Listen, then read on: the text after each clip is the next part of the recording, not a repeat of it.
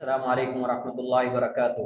الحمدللہ رب العالمین والصلاة والسلام علی اشرف الانبیاء والمرسلین نبینا وحبیبنا وقدوتنا محمد وعلی آلہ واصحابہ اجمعین، اما بعد۔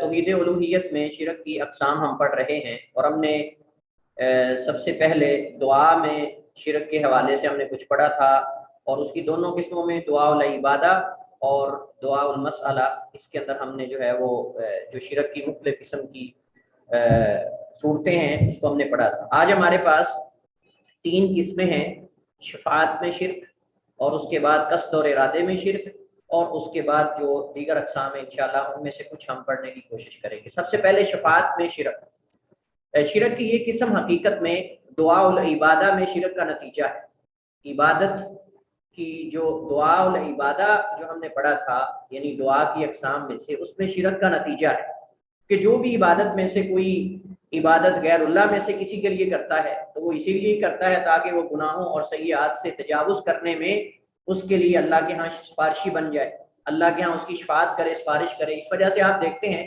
بہت سارے لوگ ہمارے معاشرے کے اندر اس وجہ سے نماز نہیں پڑھتے کیونکہ وہ کہتے ہیں کہ فلاں بابا فلاں پیر جو ہے وہ مجھے بچا لے گا، وہ قیامت کو جو ہے وہ قیامت کو میری شفاعت کر دے گا، اور مجھے فلاں پیر صاحب نے جو ہے وہ نماز معاف کر دی ہے۔ اسی طرح آپ ان کے اشعار اور ایسی نظمیں اور آپ ایسے ان کے جو اناشید ہے وہ سنتے ہوں گے کہ وہ کہتے ہیں کہ کملی والے اپنی کملی میں چھپا لینا اور فلاں کر لینا، فلاں کر لینا۔ نبی کریم علیہ الصلوۃ والسلام کی محبت میں اسی وجہ سے وہ لوگ کرتے ہیں کہ قیامت میں کو اللہ کے نبی علیہ الصلوۃ والسلام جو ہے اس کی شفاعت کریں گے، اور وہ عقیدہ رکھتے ہیں چاہے جتنا مرضی اللہ کے ساتھ شرک کرتے جائیں، جتنے مرضی کفریہ کام شرکیہ کام کرتے جائیں، وہ اللہ کے نبی کی شفاعت حاصل کر لیں گے۔ یہ ان کا گمان ہے، حالانکہ ایسی بات نہیں ہے، جیسا کہ ہم انشاءاللہ اس قسم کے اندر شفاعت میں شرک کی قسم کے اندر شفاعت کی اقسام اور ان میں کون سی قسم جائز ہے، کون سی قسم ناجائز ہے، کون سی ممکن ہے، کون سی ناممکن ہے، انشاءاللہ یہ ہم تفصیل کے ساتھ واضح کریں گے۔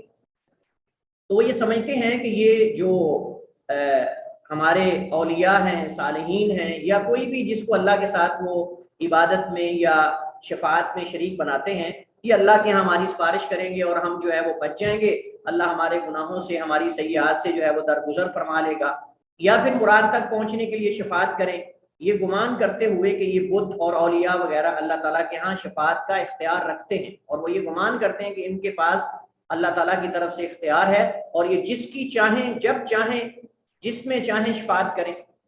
یہ ان کا عقیدہ ہے، حالانکہ ایسا نہیں ہے۔ شفاعت لغوی اعتبار سے، یعنی اب یہاں ہم شفاعت کی تعریف جانیں گے۔ شفاعت لغوی اعتبار سے شفع سے ہے، جو کہ وطر کی ضد ہے۔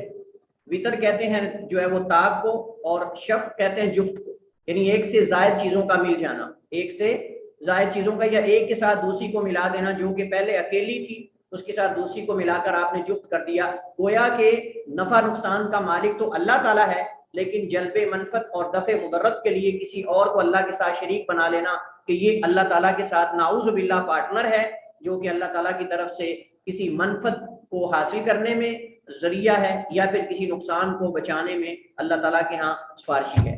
لیکن یہ عام ہے، یعنی جلب منفعت اور دفع مضرت کے لیے کسی کا واسطہ ڈالنا، یہ عام لغوی اعتبار سے شفاعت کا یہ معنی ہے یا اس کی تعریف ہے۔ لیکن ہماری یہاں مراد جو ہے وہ یہ نہیں، بلکہ ہماری مراد یہاں خاص شفاعت ہے، معین قسم کی شفاعت ہے، جو کہ آخرت کے بارے میں گناہوں کی مغفرت، غلطیوں سے درگزر کرنے وغیرہ سے تعلق رکھتی ہے۔ یعنی اس کا تعلق آخرت کے ساتھ ہے کہ فلاں بندے کی، فلاں شخص اس وجہ سے عبادت کرتا ہے یا اس کے نام کی نظر اور نیاز اس وجہ سے دیتا ہے۔ مثلا 11ویں ہے، لوگ پیر عبد القادر جیلانی کے نام پہ دیتے ہیں، اور مقصد یہ ہے کہ پیر صاحب جو ہے دنیا میں بھی ان کی مشکلات حل کرتے ہیں، اور آخرت کو، قیامت کو بھی اللہ تعالیٰ کے حضور ان کی شفاعت کر دیں گے، اور ان کی سیئات، ان کی لغزشوں اور ان کی خطاؤں سے اللہ کے حضور جو ہے شفاعت کر کے ان کو اللہ تعالیٰ درگزر کر دے گا اور ان کو جنت میں داخل کر دے گا۔ تو اس میں شرک اس طرح ہے کہ بندہ عبادات میں سے کوئی عبادت کسی غیر کے لیے اس وجہ سے کرتا ہے کہ وہ اللہ عز و جل کے ہاں اس کی شفاعت کرے گا اور اسے اللہ تعالیٰ کے قریب کر دے گا، اور اسے اللہ تعالیٰ کے قریب کر دے گا۔ جیسے آگے آیت آ رہی ہے، وہ کہتے ہیں مَا نَعْبُدُهُمْ إِلَّا لِيُقَرِّبُونَ إِلَى اللَّهِ زُلْفَىٰ، ہم اصل اللہ کو ہی خالق اور مالک مانتے ہیں، لیکن ان کی پوجا اس وجہ سے کرتے ہیں کہ ہمیں اللہ کے قریب کر دیتے ہیں، اللہ تعالیٰ کے ہاں ہمارا مرتبہ اور مقام بڑھ جاتا ہے۔ شفاعت کی قبولیت اور عدم قبولیت کے اعتبار سے 2 قسمیں۔ یعنی شفاعت کے قبول اور عدم قبول ہونے کے اعتبار سے اس کی جو ہے وہ دو قسمیں ہیں، ایک شفاعت مثبتہ ہے اور دوسری شفاعت منفیہ ہے۔ شفاعت مثبتہ وہ ہوتی ہے جس میں تین شرطیں پائی جاتی ہیں، یہ بڑا اہم موضوع ہے، توجہ کے ساتھ سنیے گا۔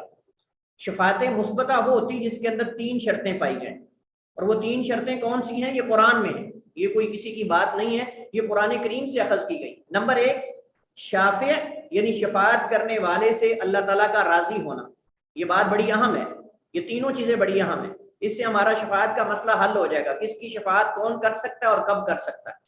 تو شافع یعنی شفاعت کرنے والے سے اللہ تعالیٰ کا راضی ہونا، جس سے اللہ راضی ہوگا وہ کسی کی شفاعت کر سکتا ہے، کوئی دوسرا نہیں کر سکتا۔ نمبر ایک، اب مجھے بتائیے کہ جن لوگوں کو یہ سفارشی بناتے ہیں وہ ہر شخص ہے جس کے نام کے ساتھ سید آتا ہے، جس کے نام کے ساتھ پیر آتا ہے، چاہے وہ پرلے درجے کا گمراہ شخص کیوں نہ ہو، پرلے درجے کا فاسق و فاجر شخص کیوں نہ ہو، کہتے ہیں یہ گدی نشین ہے، یہ پیر زادہ ہے، یہ سید ہے، یہ میری قیامت کو اللہ کے یہاں سفارش کر دے گا۔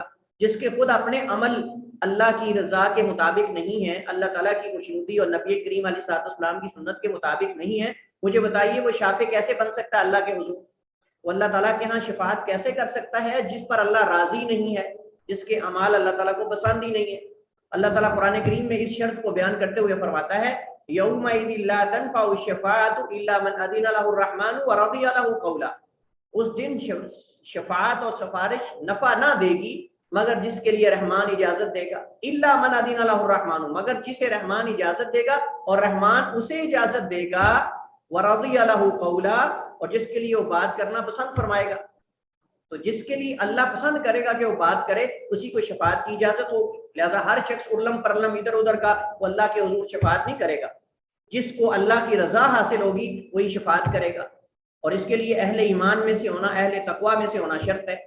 دوسرا مشفوع لہو، یعنی جس کے لیے شفاعت کی جا رہی ہے یا گمان کیا جا رہا ہے کہ فلاں پیر صاحب فلاں کی شفاعت کریں گے، مراد مشفوع لہو یعنی جس کے لیے شفاعت کی جا رہی ہے اس پر اللہ کا راضی ہونا، یہ بھی شرط ہے۔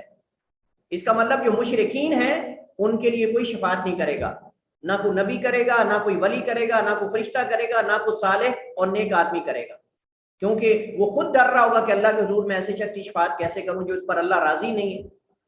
لہذا مشفوع لہو یعنی جس کے لیے گمان کیا جا رہا ہے کہ فلاں پیر اس کی شفاعت کر سکتا ہے، اس پر بھی اللہ کا راضی ہونا ضروری ہے۔ اگر اللہ اس پہ راضی نہیں، اس کے عمل ہی اللہ کو راضی کرنے والے نہیں ہیں، تو اللہ اس کی شفاعت کیسے کرے گا؟ اس وجہ سے اللہ تعالیٰ سورۃ الانبیاء میں فرماتا ہے وَلَا يَشْفَعُونَ إِلَّا لِمَنِ ارْتَضَىٰ وَهُمْ مِنْ خَشْيَتِهِ مُشْفِقُونَ، اور وہ سفارش نہیں کرتے مگر اسی کی جسے وہ پسند کرتا ہے، إِلَّا لِمَنِ ارْتَضَىٰ، مگر جس پر اللہ راضی ہو اور اسے پسند کرے، وَهُمْ مِنْ خَشْيَتِهِ مُشْفِقُونَ، اگر آپ بعد والے جملے کی طرف غور کریں وَهُمْ مِنْ خَشْيَتِهِ مُشْفِقُونَ، اور وہ اسی کے خوف سے ڈرنے والے ہیں، ان کے دل میں اللہ کی ہیبت ہے، اللہ کا ڈر ہے، اللہ کا خوف ہے، اللہ کا روب ہے، بھلا کیسے وہ اس بندے کے بارے میں اللہ کے یہاں سفارش کر سکتے ہیں جس بندے پہ وہ راضی نہیں۔ اس کی ایک عام مثال دیتا ہوں میں، اس کی عام مثال دیتا ہوں، آپ کو پتہ ہے کہ فلاں استاد یا فلاں کوئی مطلب کسی جگہ پہ وہ شخص اس پر بڑا سخت ناراض ہے اور اس نے اعلان کیا ہوا کہ میں فلاں شخص کو کبھی معاف نہیں کروں گا، مجھے بتائیے کیا اس شخص کی شفاعت لے کر آپ جائیں گے اس بندے کے پاس؟ آپ خود ڈریں گے کہ یار اس بندے کے بارے میں اس نے اعلان کیا کہ میں نے اس کو کبھی معاف نہیں کرنا، تو ہو سکتا ہے وہ اس کی وجہ سے میرے ساتھ بھی ناراض ہو جائے۔ اس وجہ سے وَهُمْ مِنْ خَشْيَتِهِ مُشْفِقُونَ، اور وہ اسی کے خوف سے ڈرنے والے، اس وجہ سے وہ جس سے اللہ راضی ہوگا اس کی شفاعت کریں گے۔ اللہ کی رضا کس کو حاصل ہے؟ اللہ کی رضا اہل توحید کے لیے ہوگی، اہل شرک کے لیے نہیں ہوگی۔ اور حدیث میں حضرت ابو ہریرہ رضی اللہ تعالیٰ عنہ روایت فرماتے ہیں قال رسول اللہ صلی اللہ علیہ وسلم، نبی علیہ السلام نے فرمایا لِكُلِّ نَبِيٍّ دَعْوَةٌ مُسْتَجَابَةٌ، ہر نبی کو اللہ نے ایک ایسی دعا کی اجازت دی ہے جسے اللہ نے ہمیشہ قبول کیا ہے، ہر نبی کی دعا مستجاب ہے یعنی اس کو اللہ قبول کرتا ہے۔ فَتَعَجَّلَ كُلُّ نَبِيٍّ دَعْوَتَهُ، ہر نبی نے دنیا میں اپنی دعا کر لی، وَإِنِّي اخْتَبَأْتُ دَعْوَتِي، میں نے اپنی دعا کو ذخیرہ کر لیا ہے، چھپا لیا ہے یعنی ذخیرہ کر لیا ہے یعنی آخرت کے لیے، شفاعتاً لأمتی یوم القیامہ، میں اپنی امت کے حق میں قیامت کو شفاعت کروں گا، لیکن کیا یہ ہر ایک کو حاصل ہوگی؟ نہیں۔ فرمایا فَهِيَ نَائِلَةٌ إِن شَاءَ اللَّهُ مِن مَاتَ مِنْ أُمَّتِي لَا يُشْرِكُ بِاللَّهِ شَيْئًا، یہ ہر میرے اس امتی کو میری شفاعت حاصل ہوگی جو اس حال میں دنیا سے گیا کہ وہ اللہ کے ساتھ کسی کو شریک ٹھہرانے والا نہیں۔ اللہ کے ساتھ کسی کو شریک بنانے والا نہیں، لہٰذا مشرک کے حق میں اللہ کے نبی بھی شفاعت نہیں کریں گے۔ تو شفاعت نبی کی، صالحین کی، اولیاء کی، شہداء کی، انبیاء کی، یہ مشرکین کو حاصل کبھی نہیں ہوتی۔ تو یہ جو ہم نے دوسری شرط پڑھی ہے کہ اللہ تعالیٰ کا مشفوع لہو سے راضی ہونا، جس کے لیے شفاعت کی جا رہی ہے اس سے بھی اللہ راضی ہو، اس سے دو صورتیں مستثنا ہیں، دو صورتیں اس سے مستثنا ہیں۔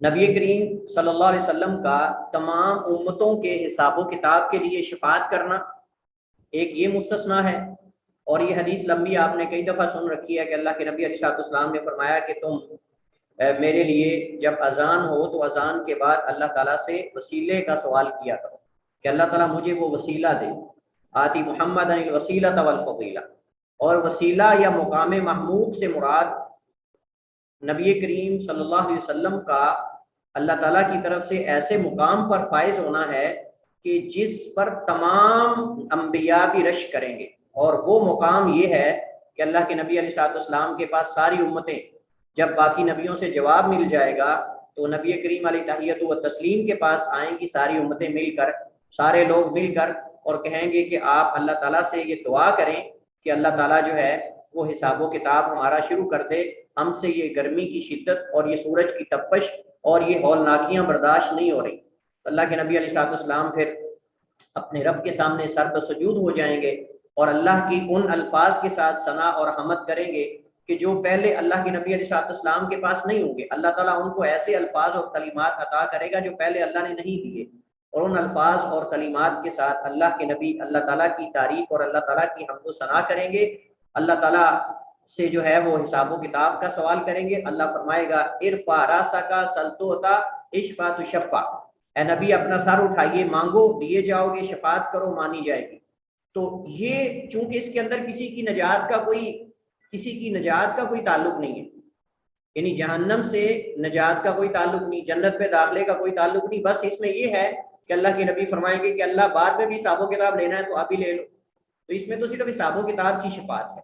اور دوسرا نبی کریم علیہ الصلوۃ والسلام کا اپنے چچا کے لیے شفاعت کرنا کہ اللہ تعالیٰ ان سے عذاب میں تخفیف کر دے، اللہ تعالیٰ ان کے عذاب میں تخفیف کر دے، تو یہ بھی اللہ کے نبی علیہ الصلوۃ والسلام اپنے چچا کے حق میں شفاعت کریں گے، لیکن یہ اللہ کی اجازت سے ہوگا، یہ اللہ تعالیٰ کی اجازت سے ہوگا، اگرچہ اللہ تعالیٰ ان کے چچا پہ راضی تو نہیں ہوگا لیکن اللہ تعالیٰ کی اجازت سے ہوگا۔ تو یہ دو صورتیں اس سے مستثنا ہیں۔ باقی کوئی بندہ یہ گمان کرے کہ مشرکین کے لیے بھی اللہ کے نبی شفاعت کریں گے، ہر ایک کے لیے کریں گے، ایسا نہیں ہے۔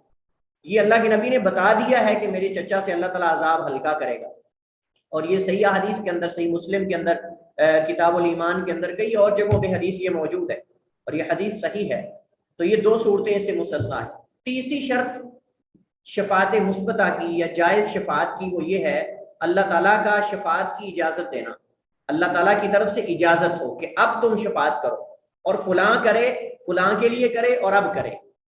ایک لمحہ بھی اللہ کی اجازت سے پہلے کوئی شفاعت نہیں کر سکتا۔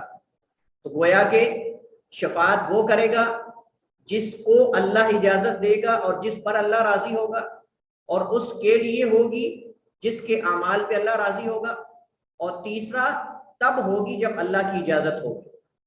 اور یہ آیت الکرسی میں آپ پڑھتے رہتے ہیں، آپ روزانہ پڑھتے ہیں، بلکہ کئی بار پڑھتے ہیں، من ذا الذی یشفع عندہ الا باذنہ، من ذا الذی یشفع عندہ الا باذنہ، کون ہے وہ شخص جو شفاعت کرے اس اللہ کے ہاں مگر اس کی اجازت سے؟ یعنی کوئی بھی نہیں ہے جو اللہ تعالیٰ کے حضور شفاعت کسی کی کر سکے مگر اللہ کی اجازت سے۔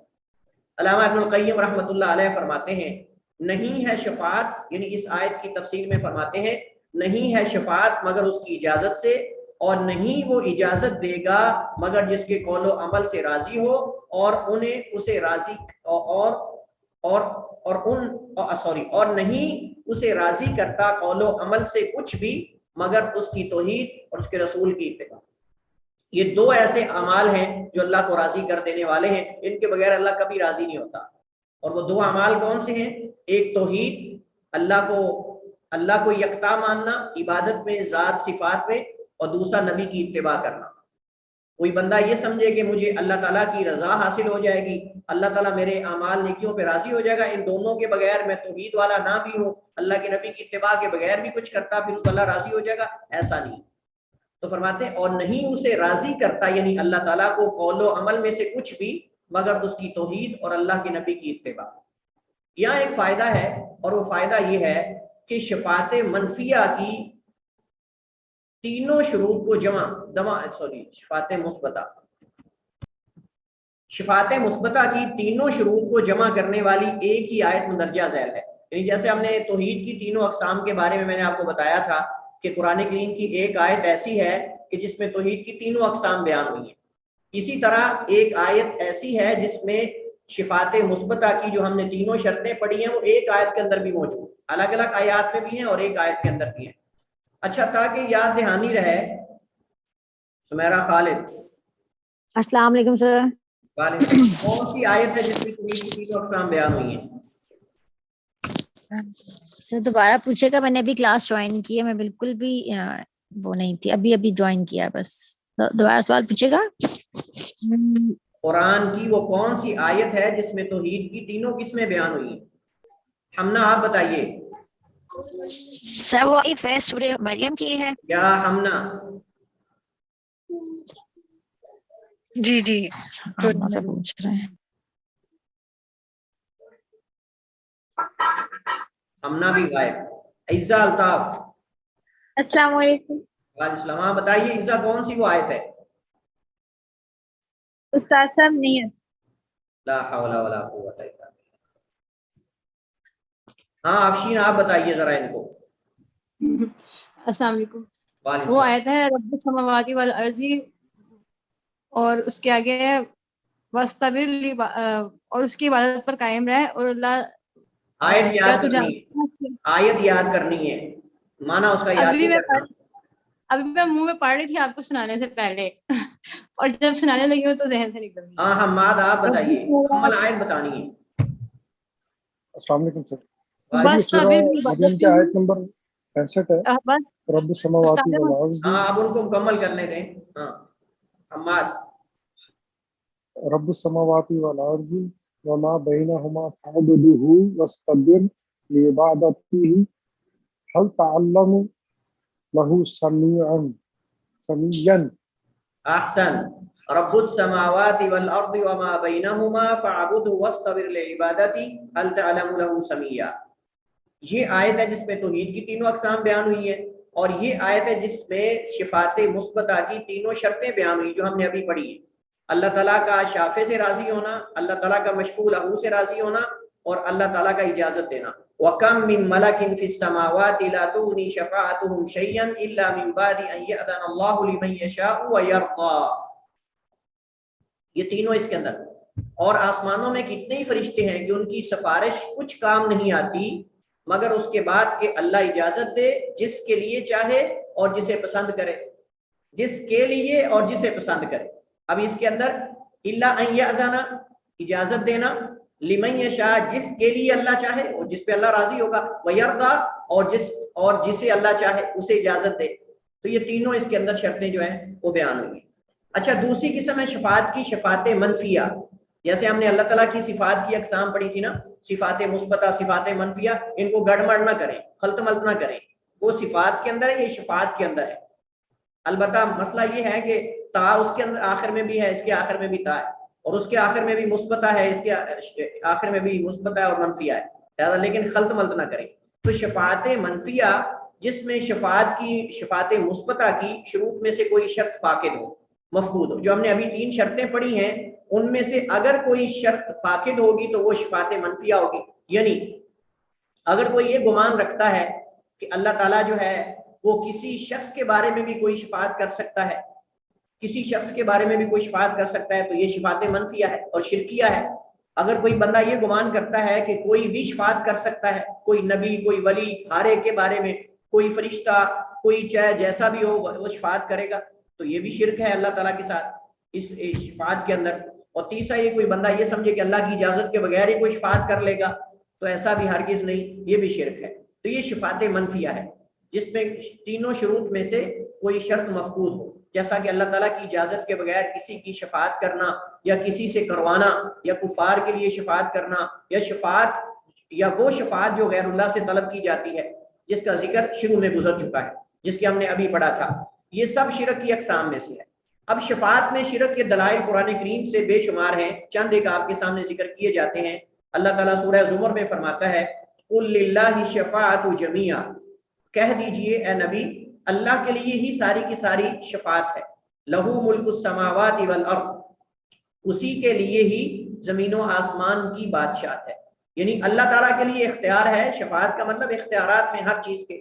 ثم الیہ ترجعون، پھر تم اسی کی طرف لوٹائے جاؤ گے۔ لہ ملک السماوات والارض، اسی کے لیے زمین و آسمان کی مکمل بادشاہت ہے، تم پھر اسی کی طرف تم لوٹائے جاؤ گے۔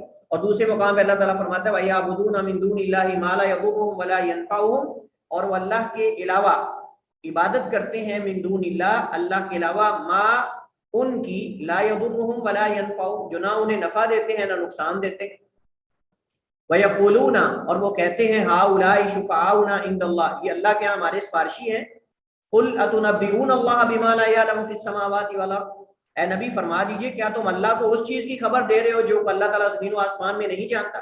یعنی کیا دنیا میں کوئی ایسی چیز ہے بھی جس کا اللہ کو نہیں پتا؟ اللہ کو تو ہر چیز کا پتا ہے، تو اگر یہ جائز ہوتی تو اللہ کو پتا ہوتا۔ قُلْ لَا تُنَبِّئُونَ اللَّهَ بِمَا لَا يَعْلَمُ فِي السَّمَاوَاتِ وَلَا فِي الْأَرْضِ سُبْحَانَهُ وَتَعَالَى عَمَّا يُشْرِكُونَ، اے نبی فرما دیجئے کیا تم اللہ کو وہ خبر دے رہے ہو جو اللہ زمین و آسمان میں پہلے سے نہیں جانتا؟ سبحانہ وتعالی، پاک ہے وہ، بلند ہے، اما اس سے یشرکون، جو یہ اللہ کے ساتھ شریک بناتے ہیں۔ مذکورہ بالا آیت کریمہ میں اللہ تعالیٰ نے اس شخص پر شرک کا حکم لگایا ہے جو شفاعہ کی عبادت اس غرض سے کرتا ہے کہ وہ اللہ کے حضور اس کی شفاعت کرے گا، یعنی اس غرض سے کسی کی عبادت کرتا ہے یا اس کی عزت اور توقیر کرتا ہے کہ یہ اللہ کے ہاں میری شفاعت کرے گا اور میری سفارش کرے گا اللہ تعالیٰ کے ہاں۔ تیسرے مقام پہ اللہ تعالیٰ فرماتا ہے ام اتخذوا من دون اللہ شفعاء قل اولو كانوا لا يملكون شيئا ولا يعقلون، اے نبی فرما دیجئے ام اتخذوا من دون اللہ شفعاء، یا انہوں نے اللہ کے سوا کچھ سفارشی بنا لیے ہیں۔ کہہ دیجئے اولو كانوا لا يملكون شيئا ولا يعقلون، اگرچہ وہ کچھ بھی نہ کسی چیز کے مالک ہوں نہ عقل رکھتے ہوں پھر بھی تمہاری شفاعت کریں گے، یعنی اگرچہ انہیں اختیار بھی نہیں اور عقل بھی نہیں رکھتے پھر بھی تمہاری شفاعت کریں گے۔ چوتھے مقام پہ اللہ تعالیٰ فرماتا ہے الا للہ الدین الخالص، اے نبی فرما دیجئے خبردار خالص دین صرف اللہ کا ہی حق ہے۔ والذین اتخذوا من دونہ اولیاء، اور وہ لوگ جنہیں انہوں نے بنا لیا ہے اللہ کے علاوہ اولیاء دوست، ما نعبدہم، یہ کہتے ہیں کہ ہم نہیں ان کی عبادت کرتے مگر اس لیے لیقربونا الی اللہ زلفی، تاکہ یہ اللہ تعالیٰ کے ہمیں مرتبہ اور مقام میں زیادہ قریب کر دے۔ ان اللہ یحکم بینہم فیما ہم فیہ یختلفون، بے شک اللہ ہی ان کے درمیان فیصلہ کرے گا اس چیز میں جس میں یہ اختلاف کرتے تھے۔ بے شک اللہ تعالیٰ لا یہدی من ہوا کاذب کفار، اللہ نہیں ہدایت دیتا اس شخص کو جو کہ جھوٹا اور کافر، بہت زیادہ نہ شکرا۔ مذکورہ بالا آیت میں اللہ تعالیٰ نے کفار کو جھٹلایا ہے، ان کی تکذیب کی ہے، اور ان کے اس فعل کے سبب اللہ نے انہیں کافر قرار دیا ہے، کیونکہ وہ اللہ تعالیٰ کے مقابلے میں ان لوگوں کی عبادت کرتے ہیں جن کو اللہ تعالیٰ نے جن کی عبادت کی اجازت نہیں دی، اور اس غرض سے عبادت کرتے ہیں کہ اللہ کے ہاں ان کی شفاعت کریں گے، وسیلہ بن جائیں گے، سفارش کریں گے۔ تو یہ اصل میں اللہ تعالیٰ نے ان کی تکذیب کی ہے، ان کو جھٹلایا ان کے عقیدے کے اندر، اور اللہ تعالیٰ نے فرمایا کہ اللہ تعالیٰ جو ہے وہ نہیں ہدایت دیتا جھوٹے شخص کو اور نہ شکرے کو۔ پانچویں مقام پہ اللہ تعالیٰ فرماتا ہے، یہ بڑی مفصل آیت، قُلِ ادْعُوا الَّذِينَ زَعَمْتُم مِّن دُونِ اللَّهِ لَا يَمْلِكُونَ مِثْقَالَ ذَرَّةٍ فِي السَّمَاوَاتِ وَلَا فِي الْأَرْضِ وَمَا لَهُمْ فِيهِمَا مِنْ شِرْكٍ وَمَا لَهُ مِنْهُمْ مِنْ ظَهِيرٍ۔ کہہ دو قُلِ ادْعُوا الَّذِينَ زَعَمْتُم مِّن دُونِ اللَّهِ، اے نبی فرما دیجئے پکارو ان لوگوں کو جن کو تم گمان کرتے ہو اللہ کے علاوہ، لا یملکون مثقال ذرۃ فی السماوات ولا فی الارض، جو ایک ذرے کے برابر بھی زمین و آسمان میں کسی چیز کے مالک نہیں، وما لهم فیہما من شرک، اور نہ ہی ان کی اس میں کوئی شراکت داری ہے، کسی ذرہ برابر بھی اللہ تعالیٰ کی زمین و آسمان کے بادشاہت میں اللہ نے ان کو شریک نہیں بنایا۔ وما له منهم من ظہیر، اور نہیں ہے ان کے لیے اس اللہ تعالیٰ کی طرف سے کوئی معاونت، یعنی کوئی مددگار، نہ کوئی مددگار ہے، تو نہ شراکت ہے، نہ مددگاری، نصرت اور تائید ہے، اور نہ ہی ملکیت ہے، اور نہ ہی شفاعت ہے، تو کیسے تمہاری شفاعت کر سکتے ہیں؟ اس کو ہم ذرا تفصیل سے بیان کرتے ہیں۔ تو مذکورہ والا آیت میں اللہ تعالیٰ نے ان تمام اسباب اور وسائل کو منقطع کر دیا ہے جن کا مشرکین سہارا لیتے ہیں، کیونکہ مشرک غیر اللہ کو اس لیے معبود بناتا ہے تاکہ اس عبادت کے ذریعے منفعت اور فائدہ حاصل کرے، اور منفعت اسی سے ہی حاصل ہوتی ہے جس میں مندرجہ ذیل چار خصلتوں میں سے کوئی خصلت پائی جائے۔ اگر 4 چیزوں میں سے اس کے پاس کوئی چیز ہے تو آپ کو فائدہ دے سکتا ہے، وگرنہ نہیں دے سکتا۔ وہ 4 چیزیں کون سی ہیں؟ یا تو وہ اس چیز کا مالک ہو جو عابد سے چاہتا ہے، یعنی جو عبادت کرنے والا اس سے چاہتا ہے، جس کی عبادت کر رہا ہے اس کا مالک ہو۔ اگر وہ مالک نہیں تو پھر عبادت فضول ہے اور وہ چیز اس کو دے بھی نہیں سکتا۔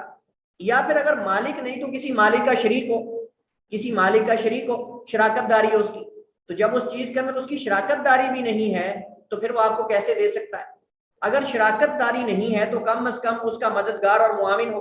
جیسے کہتے ہیں جی فلاں معاون خصوصی ہیں وزیر صاحب کے، فلاں معاون خصوصی ہیں صدر صاحب کے، فلاں مشیر خاص ہیں، تو اگر ایسا ہو تو پھر بھی ہے۔ لہٰذا اگر معاونت اور مددگاری بھی نہیں اس کے حق میں اللہ تعالیٰ کے ساتھ، تو پھر بھی وہ آپ کا مدد نہیں کر سکتا، آپ کی شفاعت نہیں کر سکتا۔ چوتھی چیز یہ ہے، اگر معاون بھی نہ ہو تو کم از کم اس مالک کے ہاں شفاعت کا اختیار رکھتا ہو۔ تو جب اس کو شفاعت کا بھی اختیار نہیں مگر اس کی رضامندی اور اجازت سے، تو پھر آپ اس کی عبادت کیوں کر رہے ہو؟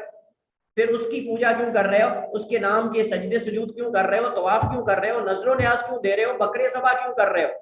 اور 11ویاں کیوں دے رہے ہو اس کے نام کی، جبکہ وہ نہ تو شفاعت کا حق رکھتا ہے، اللہ نے کچھ نہیں بتایا اس کے بارے میں کہ میرے ہاں شفاعت کرے گا کہ نہیں، نہ وہ معاون ہے، نہ وہ شریک ہے، نہ وہ مالک ہے۔ تو جب نہ وہ مالک ہے، نہ شراکت داری ہے، نہ وہ معاونت کرتا ہے، اور نہ ہی وہ شفاعت کا حق رکھتا ہے کہ اللہ نے کوئی اس کے بارے میں آیت نازل کی ہو کہ فلاں ولی میرے حق میں میرے ہاں شفاعت کرے گا تمہاری، تو پھر تم کیسے ان کو شریک بناتے ہو؟ کیوں ان کی عبادت کرتے ہو؟ لہذا تمہارا عبادت کرنا فضول ہے، تمہارا عبادت کرنا فضول ہے۔ اللہ تعالیٰ نے مذکورہ والا آیت میں 4 مراتب کی نفی کی ہے، جس میں ملک ہے، شراکت ہے، معاونت ہے اور شفاعت ہے، جس کا مشرکین اپنے معبودوں کے بارے میں گمان کرتے تھے۔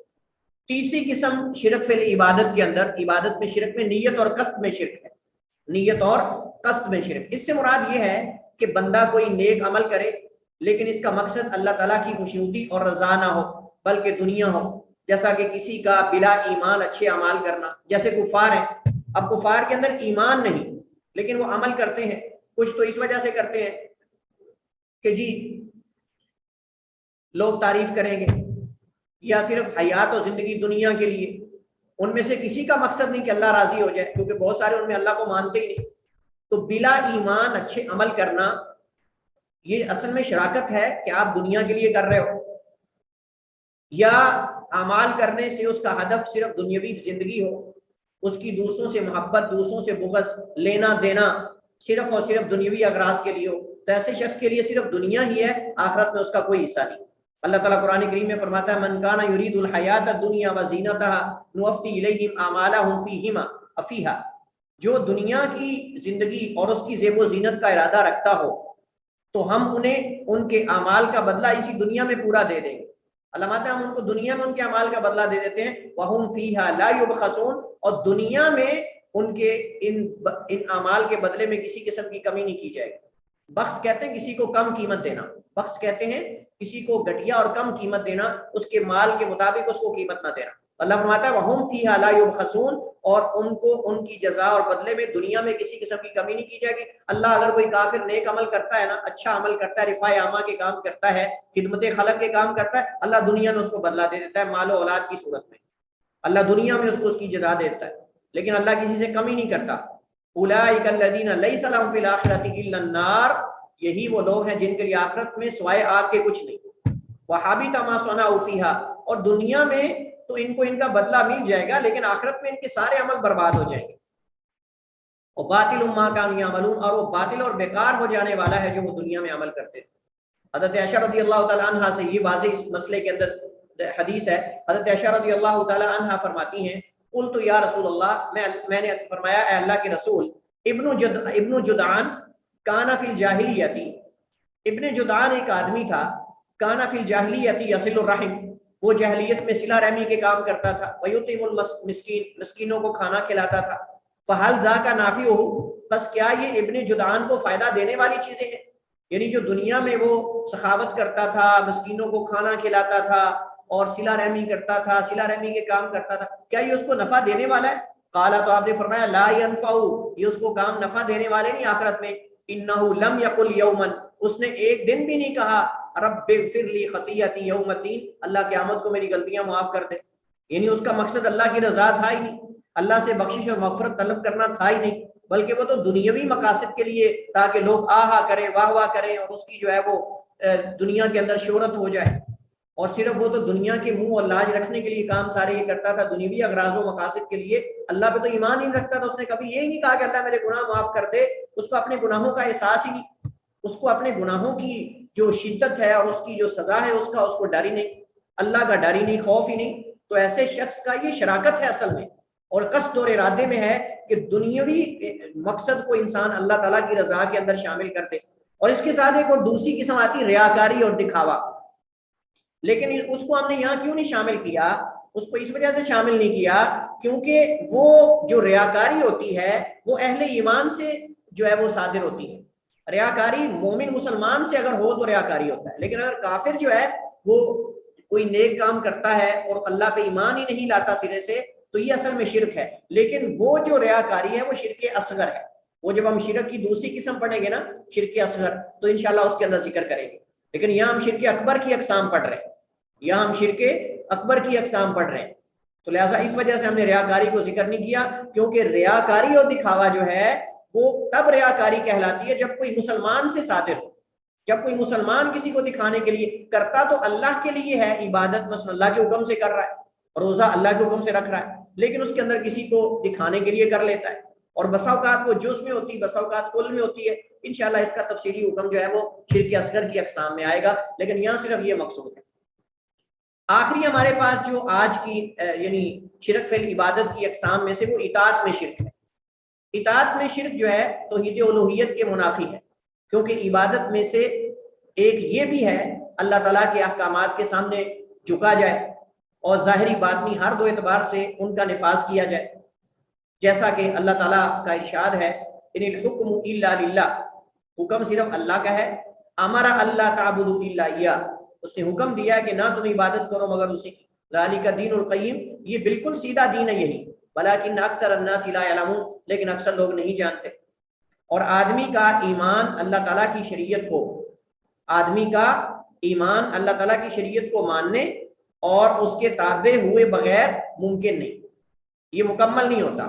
جیسا کہ اللہ تعالیٰ فرماتا ہے فلا وربک لا یؤمنون حتی یحکموک فیما شجر بینہم ثم لا یجدوا فی انفسہم حرجا مما قضیت ویسلموا تسلیما. تیرے رب کی قسم نہیں، تیرے رب کی قسم ہے، لا یؤمنون، نہیں یہ ایمان لانے والے، حتی یحکموک، حتیٰ کہ یہ آپ کو فیصل اور ثالثی اور فیصلہ کرنے والا تسلیم کر لیں، فیما، اس میں، شجر بینہم، جن میں اختلافات پیدا ہوتے ہیں، جھگڑے وغیرہ پڑ جائیں. ثم لا یجدوا فی انفسہم حرجا، پھر اگر آپ اس کے کسی جھگڑے کے اندر ان کے فیصلہ کر دیں، لا یجدوا فی انفسہم حرجا، تو ان کے نفس میں کسی قسم کی تنگی محسوس نہ ہو، مما قضیت، اس مسئلے کے بارے میں جس میں آپ نے فیصلہ کیا ہے، ویسلموا تسلیما، اور اسے مکمل طور پہ تسلیم کر دیں. سوال یہ ہے کہ اطاعت میں شرک سے کیا مراد ہے؟ اس کا جواب یہ ہے کہ اطاعت میں شرک سے مراد یہ ہے کہ شریعت سازی یا حکم میں کسی کو اللہ تعالیٰ کے برابر کر دینا، یا علماء اور امراء کی معصیت کے کاموں میں، گناہ کے کاموں میں اطاعت کرنا، اور ساتھ اس اطاعت کا جائز بھی سمجھنا. یعنی کسی مولوی صاحب کی، کسی امام کی، کسی بڑے کی بات کو ماننا قرآن کے مقابلے میں، حدیث کے مقابلے میں، اور اس کو حلال بھی سمجھنا اور اس کو جائز بھی سمجھنا. ایک ہے کہ بندہ کسی کی اطاعت کر رہا ہے، کسی ولی امر کی، کسی حاکم وقت کی، کسی بادشاہ کی، لیکن وہ سمجھتا ہے کہ یہ غلط ہے، لیکن مجبوری ہے، اس کی جان بچانا یا کوئی اور مسئلہ ہے، دنیوی مقاصد ہے، لیکن اس کو ناجائز سمجھتا ہے. لیکن ایک بندہ بالکل ایسے سمجھتا ہے جیسے اللہ کی اطاعت رسول کی اطاعت ہے، اسی طرح اللہ اس کے رسول کے مقابلے میں کوئی شریعت سازی کرے تو جائز ہے، کسی عالم اور امام کی بات کو لینا حلال کر دے تو حلال ہے، حرام کر دے تو حرام ہے.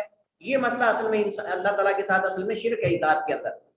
تو علماء یا امراء کی معصیت کے کاموں میں اطاعت کرنا اور ساتھ اس اطاعت کا جائز بھی سمجھنا. پھر جس شخص نے بھی مخلوق میں سے کسی کو کسی کی حلال، کسی چیز کی حلال کو حرام کرنے یا حرام کرنے کو حلال کرنے میں اطاعت کی، کسی کی حلال کو حرام کرنے یا حرام کو حلال کرنے میں اطاعت کی، وہ اطاعت میں شرک کرنے والا ہوگا، وہ اطاعت میں شرک کرنے والا ہوگا. شیخ علامہ محمد الامین شنقیطی صاحب اضواء البیان رحمہ اللہ تعالیٰ فرماتے ہیں بے شک وہ لوگ جو وضعی غیر اسلامی قوانین کی پیروی کرتے ہیں، وہ قوانین جنہیں شیطان نے شریعت الہی کی مخالفت کے لیے، یعنی شریعت الہی کے مد مقابل اپنے اولیاء کی زبانوں کے ذریعے مشروع کیا ہے، یعنی لاگو کروایا ہے شیطانوں کے ذریعے. ایسے لوگوں کے کفر اور شرک وہی شک کر سکتا ہے، ایسے لوگوں کے کفر و شرک میں وہی شک کر سکتا ہے جس کی بصیرت کو اللہ نے مسخ کر دیا ہو اور ان کی طرح اسے نور وحی سے اندھا کر دیا. اور ان کی طرح یعنی جو غیر اسلامی قوانین کو فالو کرتے ہیں، ان کو محبوب سمجھتے ہیں، ان کو پسند کرتے ہیں، ان کا نفاذ کرتے ہیں اور دن رات ان کے جو ہے وہ گیت گاتے ہیں، ایسے لوگوں کے بارے میں فرما رہے ہیں کہ جو شخص ان کے کفر اور شرک، ان کے شرک میں شک کرتا ہے، وہ وہی کر سکتا ہے جس کی بصیرت کو اللہ نے مسخ کر دیا ہو، اور ان کی طرح اللہ تعالیٰ نے اس کے جو ہے وہ اسے اللہ تعالیٰ نے نور وحی سے اندھا کر دیا. اطاعت میں شرک کے دلائل اللہ تعالیٰ فرماتا ہے سورہ توبہ میں 31 آیت میں، اتخذوا احبارهم ورهبانهم اربابا من دون اللہ، انہوں نے پکڑ لیا، بنا لیا اپنے عالموں کو، اپنے علماء کو، ورهبانهم اپنے درویشوں کو، اپنے جو زہاد ہیں، عباد ہیں، ان کو، اربابا من دون اللہ، اللہ کے علاوہ رب، والمسیح ابن مریم اور عیسیٰ بن مریم کو بھی، وما امروا الا ليعبدوا الله الا ليعبدوا الها واحدا، اور نہیں انہیں حکم دیا گیا مگر یہ کہ وہ صرف ایک ہی الہ اور معبود کی عبادت کریں، لا الہ الا ہو، جس کے علاوہ کوئی معبود برحق نہیں، سبحانہ عما یشرکون، واللہ پاک ہے جس سے جو وہ شرک کرتے ہیں. اب یہاں دیکھیں اللہ تعالیٰ نے جو علماء ہیں اور جو پادری ہیں، جو رہبان ہیں، ان کی اطاعت فرما برداری کو اللہ نے شرک قرار دیا. اللہ تعالیٰ دوسرے مقام پہ فرماتا ہے الم تر الی الذین یزعمون انہم آمنوا، کیا تم نے نہیں دیکھا ان لوگوں کو جو گمان کرتے ہیں کہ بے شک وہ ایمان لائے، بما انزل الیک، جو آپ کی طرف اتارا گیا ہے، وما انزل من قبلک، اور جو آپ سے پہلے انبیاء اور رسولوں کی طرف اتارا گیا، یریدون، یہ چاہتے ہیں، ان یتحاکموا الی الطاغوت، کہ یہ طاغوت کی طرف فیصلے لے کر جائیں، وقد امروا، اور انہیں حکم دیا گیا ہے، تحقیق انہیں حکم دیا گیا ہے، ان یکفروا، کہ کفر کریں، بھی اس کے ساتھ، یعنی طاغوت کے ساتھ کفر کریں، ویرید الشیطان، اور شیطان چاہتا ہے، ان یضلهم ضلالا بعیدا، کہ انہیں گمراہ کر دے بہت دور کی گمراہی. اطاعت میں شرک کی چند ایک مثالیں جس سے مسئلہ مزید واضح ہو جائے گا. سب سے پہلے تو یہ ہے غیر اسلامی قوانین کو اسلامی قوانین کے مقابلے میں نافذ کرنے میں اطاعت و فرما برداری کرنا، غیر اسلامی قوانین کو اسلامی قوانین کے مد مقابل کے طور پہ نافذ کرنا اور ان کی اطاعت و فرما برداری کرنا.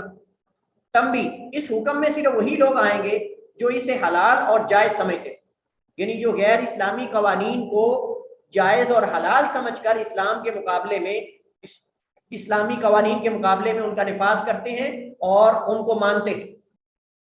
لیکن ایک شخص جو ہے، یہ ہم پہلے پڑھ چکے ہیں، ویسے فقہ کے موضوع کے اندر ہم یہ پڑھ چکے ہیں کہ ایک شخص جو ہے غیر اسلامی قوانین، جو وضعی قوانین ہیں، ان کو غلط سمجھتا ہے، ان کو سمجھتا غلط ہے لیکن ان کا نفاذ کرتا ہے، یعنی ان کو غلط سمجھ کر ان کا نفاذ کرتا ہے.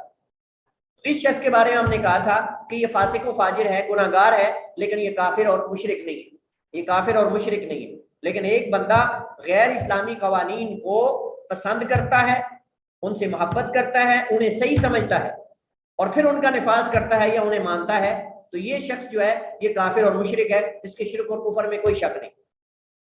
یعنی الحکم الا للہ، حکم صرف اللہ کا ہے، حاکم صرف اللہ تعالیٰ دنیا میں، حاکم مطلق صرف اللہ کی ذات ہے.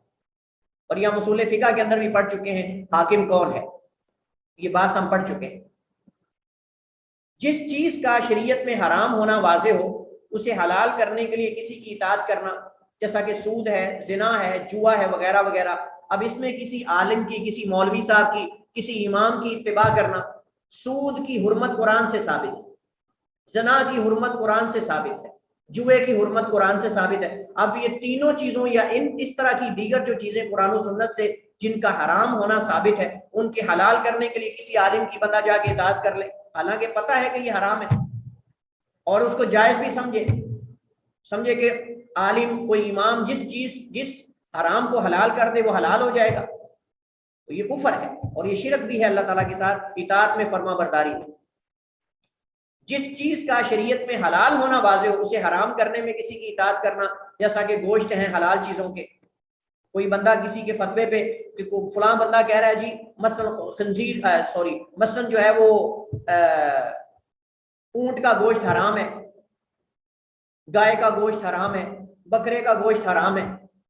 اب کوئی بندہ یہ فتویٰ صادر کر دے اور یہ بندہ اس کی اطاعت کر لے، اس کو حلال سمجھ کر کے وہ صحیح بات کر رہا ہے، حلال کو حرام کر سکتا ہے، حرام کو حلال کر سکتا ہے، اس ارادے سے اگر اس کی اطاعت کرتا ہے تو یہ شرک بھی ہے اور یہ کفر بھی ہے. اس طرح تعدد زواج کا مسئلہ ہے، ایک سے زائد شادیوں کا مسئلہ ہے.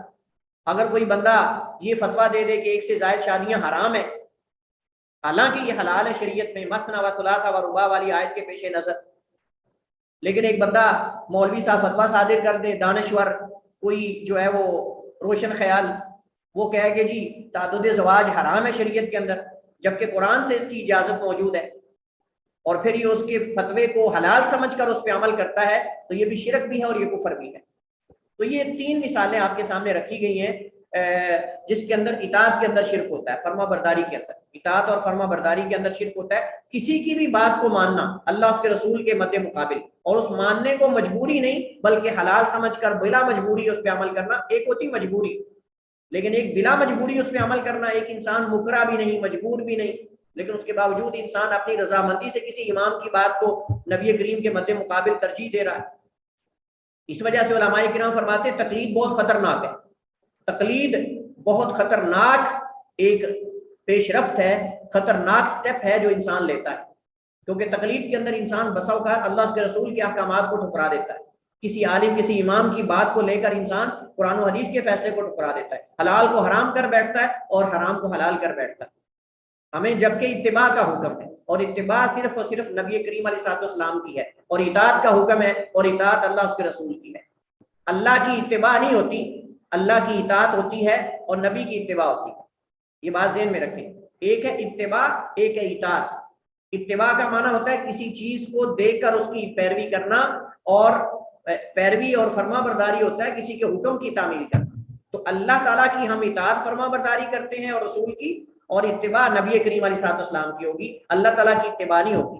کیونکہ اللہ تعالیٰ نے ہمیں کچھ کر کے تو نہیں دکھایا نا، اللہ تعالیٰ تو خود معبود ہے، وہ تو حکم دے رہا ہے کہ ہم اسے کر کے دکھائیں. تو نبی کریم علیہ السلام ہمیں اللہ کے احکامات کی عملی صورت کر کے دکھائیں گے اور ہم اس پہ پھر آپ کی اتباع کریں گے. واللہ تعالیٰ عالم، واحکم، صلی اللہ وسلم علی نبینا محمد وعلی آلہ وصحبہ وسلم.